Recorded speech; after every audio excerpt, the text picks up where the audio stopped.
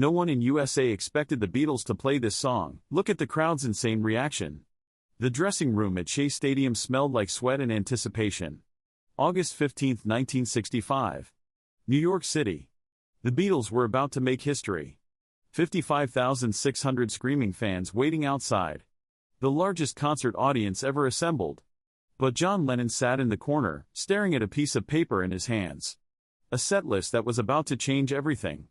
"We can't play that song," Paul McCartney said, pacing nervously. "America isn't ready for it." "America needs to be ready for it," John replied, his voice firm. The song in question wasn't on any American album. It hadn't been released as a single in the States. Most of the 55,600 people outside had never even heard it. But John Lennon believed it was the most important song the Beatles had ever written. And tonight, he was going to prove it. George Harrison looked worried. "John, mate, if we play that song and they don't respond, if they just stand there confused, it could kill the entire show." "Then we'll know we failed," John said simply. "We'll know we're just a product instead of artists." Ringo sat at his drums, unusually quiet. He understood what was at stake. This wasn't just about one song. This was about whether the Beatles could transcend their image as a teenage phenomenon and become something more. Something meaningful. Something that mattered.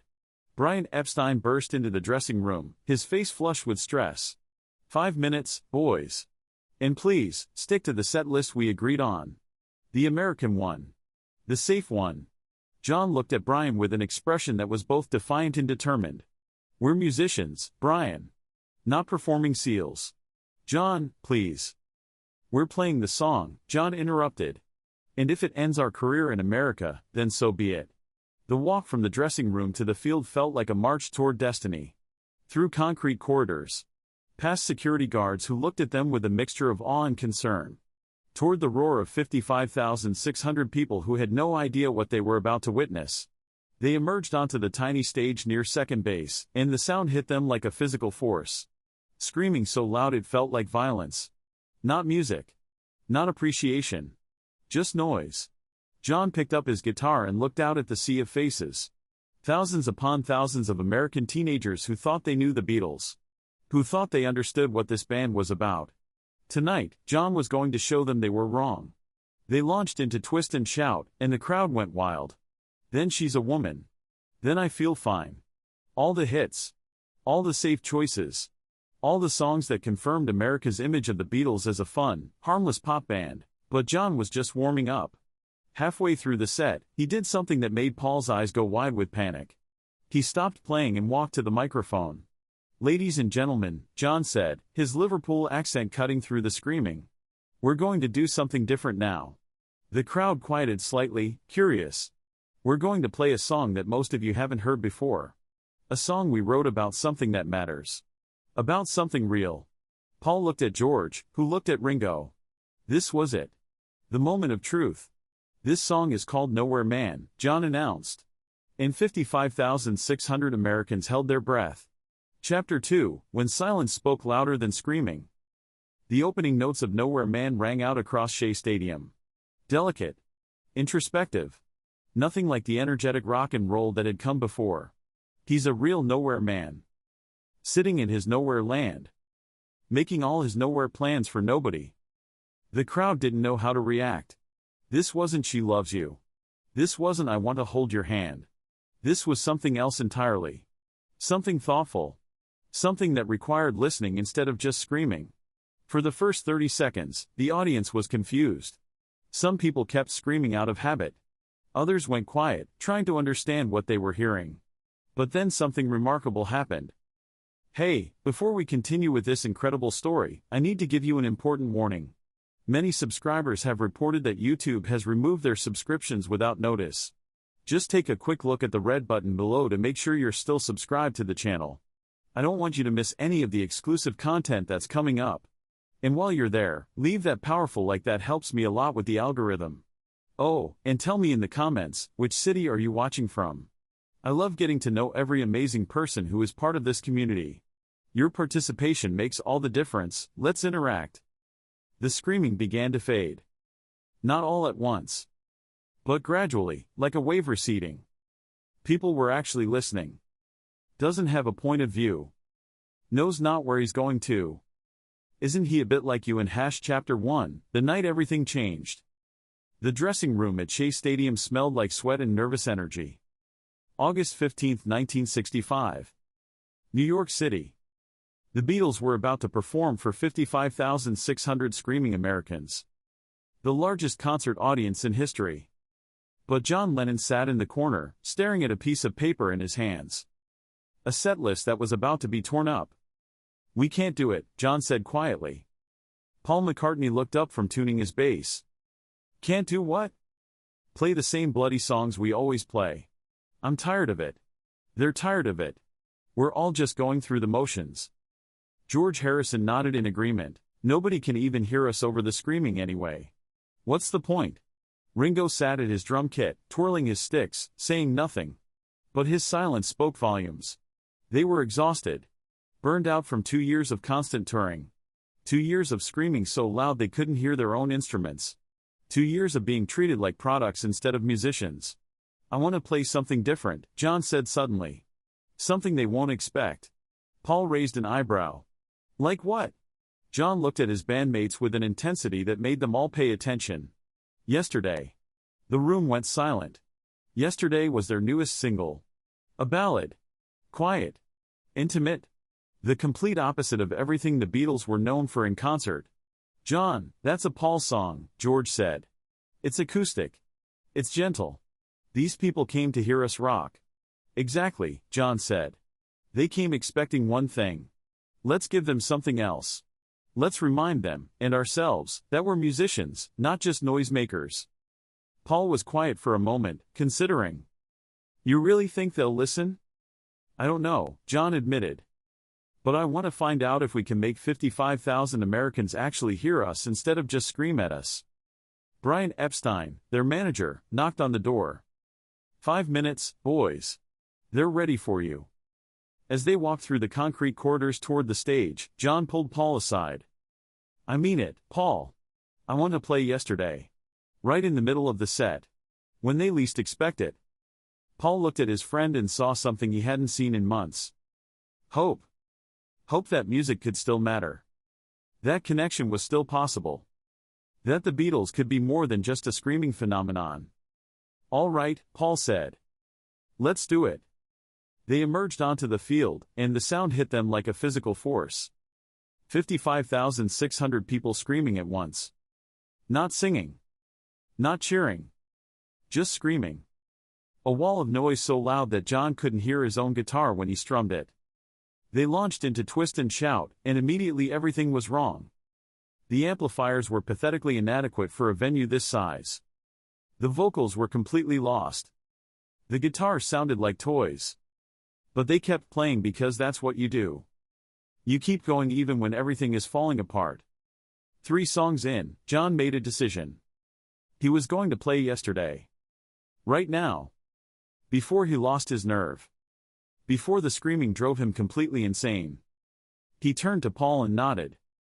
Paul's eyes widened. "Now?" John nodded again. "Now." When She's a Woman ended, John did something unprecedented.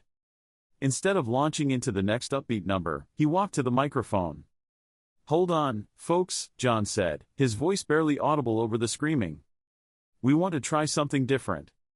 The screaming continued, relentless. John tried again, louder this time. "Hold on." Something in his voice, the urgency, the frustration, the need, cut through the noise. The screaming began to fade. Just slightly. Just enough. "Thank you," John said, breathing hard. "Look, we know you came here to see the Beatles rock out. And we will. But first, we want to play you something that means a lot to us." He gestured to Paul. "Paul wrote a song recently. It's different from our usual stuff. It's quiet. It's gentle. And we've never played it live before." The crowd was quieter now, curious about what was happening. "This wasn't part of the usual Beatles show.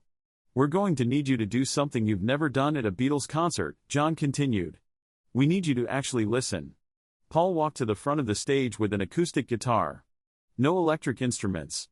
No drums. Just Paul and a guitar. The crowd was almost silent now, sensing that something unusual was about to happen. Hey, before we continue with this incredible story, I need to give you an important warning. Many subscribers have reported that YouTube has removed their subscriptions without notice. Just take a quick look at the red button below to make sure you're still subscribed to the channel. I don't want you to miss any of the exclusive content that's coming up. And while you're there, leave that powerful like, that helps me a lot with the algorithm. Oh, and tell me in the comments, which city are you watching from? I love getting to know every amazing person who is part of this community. Your participation makes all the difference. Let's interact. Paul sat down on a stool that a crew member had quickly brought out. He adjusted the acoustic guitar and looked out at 55,600 faces. And then he began to play. The opening notes of Yesterday rang out across Shea Stadium. Gentle. Intimate. Vulnerable. And something miraculous happened. The screaming stopped. Completely. 55,600 people went absolutely silent. You could hear the wind blowing across the baseball field. You could hear Paul's fingers on the guitar strings. You could hear his voice, clear and beautiful, singing words about loss and longing in yesterday. Nobody had ever heard the Beatles like this. Not live. Not in person. Not with this kind of intimacy. The song was meant for a small club, not a baseball stadium. But somehow, in that massive space, it became even more powerful. Because 55,600 people were experiencing something together. Not screaming at a phenomenon. But listening to music. Really listening. As Paul sang, you could see people in the audience wiping their eyes. Not tears of hysteria. Tears of genuine emotion. The song was touching them in a way that She Loves You or I Want to Hold Your Hand never could. Because this was real. This was honest. This was four young men from Liverpool showing their souls instead of just their showmanship. When Paul reached the bridge, something even more remarkable happened. The audience began to sway. Not wildly. Not frantically. But gently, in time with the music. 55,600 people moving as one, connected by something deeper than celebrity worship. Connected by music. John stood at the side of the stage, watching this transformation happen, and felt tears streaming down his face. This was why they made music. Not for the screaming. Not for the fame. For moments like this. When a song could reach across the distance between performer and audience and remind everyone that we're all human. We all hurt. We all remember yesterday. We all long for something we've lost. When the final note faded away, there was a moment of complete silence. 55,600 people holding their breath. And then the applause started. Not screaming. Applause. Respectful, appreciative, musical applause. The kind of response that actually meant something. Paul stood up from the stool, visibly shaken by what had just happened. He looked at John, and John looked back, and in that exchange was an entire conversation. Did that just happen? Yes. Did we just make 55,000 Americans actually listen to us? Yes. Can we do it again? Let's find out. John walked to his microphone, and when he spoke, his voice was different. Lighter. More alive.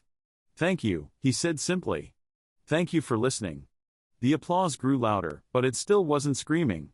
It was appreciation. Understanding. Connection. You know what?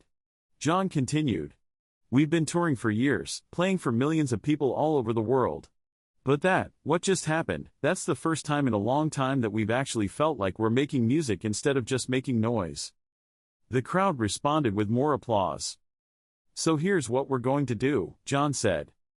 We're going to play the rest of this show differently. We're going to play like you're actually listening. Because apparently, you are. What followed was the best Beatles concert any of them had ever played. Not because the technical issues were fixed, they weren't. Not because the venue was better suited for music, it wasn't. But because something had shifted. The audience had stopped screaming and started experiencing. And the Beatles had stopped performing and started connecting. In My Life Was Next, another quiet, introspective song. And again, the audience listened in respectful silence. When George played his guitar solo, you could actually hear it. Every note. Every nuance. The musical genius that had always been there but had been buried under screaming. Between songs, Paul addressed the crowd. You know, we almost didn't play Yesterday tonight. We thought you'd want the loud stuff, the rock and roll, the songs you can scream along to." He paused, looking out at the sea of faces. "But John convinced us to take a chance. To trust that you'd listen if we gave you something worth listening to." The response was overwhelming. Not just applause, but a roar of agreement and appreciation. "Thank you for proving him right," Paul said, his voice thick with emotion. The concert continued, but it was transformed. The Beatles played their hits, Help, and I Feel Fine and Ticket to Ride. But they played them differently. With more attention to the music. With more connection to the audience. And the audience responded in kind. They still cheered and clapped and sang along. But they also listened. They appreciated the harmonies. They noticed the guitar work. They experienced the music as music instead of just as background noise to their hysteria. The concert at Shea Stadium on August 15, 1965, became legendary. Not because of the size of the crowd, though that was historic. But because of what happened when the Beatles played yesterday. The moment when 55,600 Americans stopped screaming and started listening. Bootleg recordings of that performance became some of the most treasured Beatles material in existence. Not because of the sound quality, it was terrible. But because you could hear the transformation happening in real time. You could hear the moment when chaos became music. When noise became art. When screaming became silence. Music critics who had written off the Beatles as a teenage fad suddenly took notice. "Something extraordinary happened at Shea Stadium," wrote one reviewer. "The Beatles prove they're not just a phenomenon, they're musicians. Real musicians who can command silence as powerfully as they command screaming." The story spread quickly through the music world. Other performers started talking about the Beatles' approach at Shea Stadium. About how they'd taken a risk by playing quiet, intimate songs in a massive venue.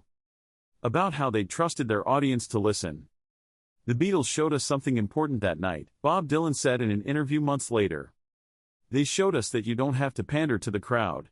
You don't have to give them what they expect. If you give them something real, something honest, they'll meet you there."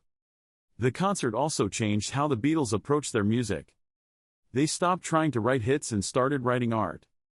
Albums like Rubber Soul and Revolver were deeply personal, exploring themes that went far beyond teenage romance. They weren't always commercially successful in the traditional sense. But they were meaningful. And for the Beatles, that mattered more than anything else. The decision to play yesterday at Shea Stadium also marked the beginning of the end of the Beatles' touring career. They realized that night that they could create more meaningful music in a studio than they ever could on a stage where nobody could hear them. Within a year, they'd stop touring altogether. And they'd create some of the most innovative, influential music ever recorded. Shea Stadium was the turning point, Paul McCartney said years later. "That's when we realized we didn't have to be what everyone expected us to be. We could be who we wanted to be. We could make the music we wanted to make." What the Beatles didn't know was that their decision to play yesterday at Shea Stadium was influenced by someone they'd never met. A 15-year-old girl named Sarah Mitchell from Brooklyn. Sarah had been standing in the crowd that night, holding a handmade sign. It read, "Please play something beautiful." John had seen the sign during She's a Woman. And something about those 4 words, "Please play something beautiful," had cut through all his frustration and exhaustion. This girl wasn't asking for a hit. She wasn't asking for something to scream along to. She was asking for beauty. For art. For something that mattered. After the concert, security brought Sarah backstage. The Beatles wanted to meet the girl with the sign. "Why did you make that sign?" John asked her. Sarah looked nervous, surrounded by her heroes. "Because I love your music," she said quietly. "Not just the fun songs, though I love those too.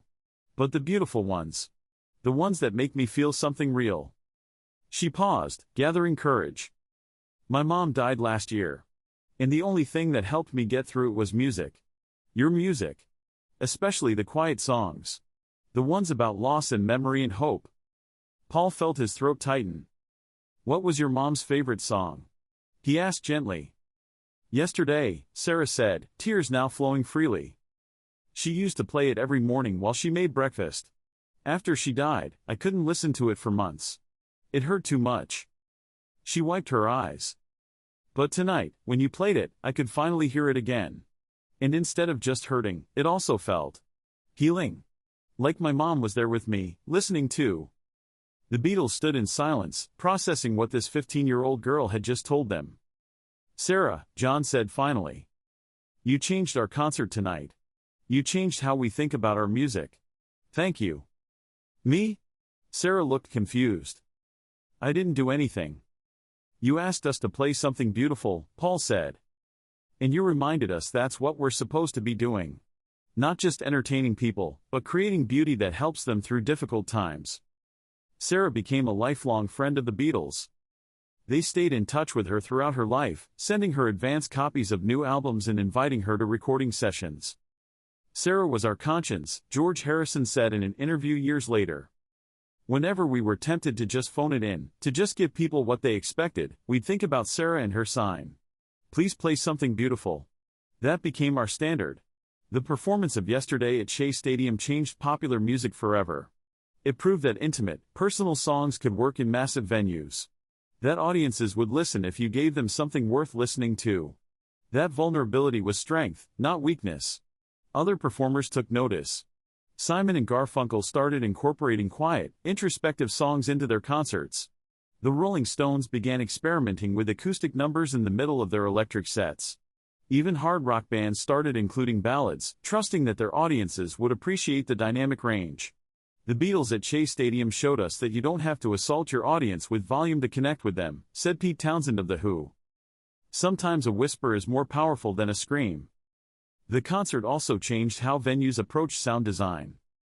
Stadium managers realized that if the Beatles could make 55,600 people listen to an acoustic guitar, maybe the problem wasn't the music, it was the equipment.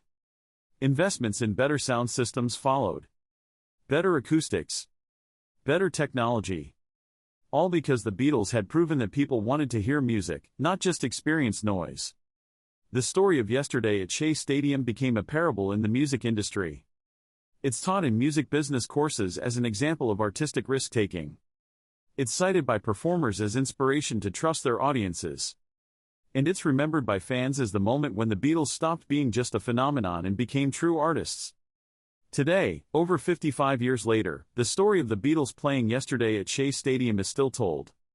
Not just as music history, but as a reminder of what's possible when artists trust their audiences. When they choose beauty over spectacle. When they risk silence in a world full of noise. The bootleg recordings of that performance are still treasured by collectors. Not for the technical quality, which is poor, but for what they represent. The moment when 55,600 people stopped screaming and started listening. The moment when the Beatles remembered why they made music. The moment when a 15-year-old girl with a sign reminded everyone that beauty matters. Paul McCartney, now in his 80s, still talks about that night. "We were ready to quit touring," he said in interviews. "We were exhausted, frustrated, feeling like nobody cared about the actual music. And then we played Yesterday at Shea Stadium, and everything changed."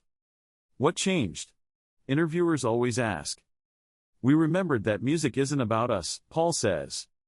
"It's about the connection between the artist and the listener. It's about creating something beautiful that helps people through their lives. That's what Sarah's sign reminded us. That's what that night taught us." The concert at Shea Stadium on August 15, 1965, was supposed to be about breaking records. About being the biggest band playing for the biggest crowd. Instead, it became about something more important. About the power of a quiet song in a noisy world. About the courage to be vulnerable in front of 55,600 people. About trusting that if you give people something beautiful, they'll stop everything to listen. No one in the USA expected the Beatles to play Yesterday that night. No one expected them to risk silence in the middle of chaos. No one expected 55,600 screaming fans to go completely quiet. But they did. And in that silence, something magical happened. Music became more than entertainment. It became healing. It became connection. It became proof that even in our noisiest moments, we all long for something beautiful. Something real. Something that reminds us we're human. That's what the Beatles gave America that night at Shea Stadium. Not just a concert, but a reminder that silence can be more powerful than screaming. That beauty can cut through any chaos. That music, real music, played with honesty and vulnerability, can make 55,600 people stop everything and just listen. And sometimes, that's exactly what we need. If this incredible story of artistic courage and the power of beauty moved you, make sure to subscribe and hit that thumbs up button. Share this video with someone who needs to hear about the importance of creating something meaningful in a noisy world. What song has made you stop everything and just listen? Let us know in the comments. And don't forget to ring that notification bell for more untold stories about the moments that changed music history forever.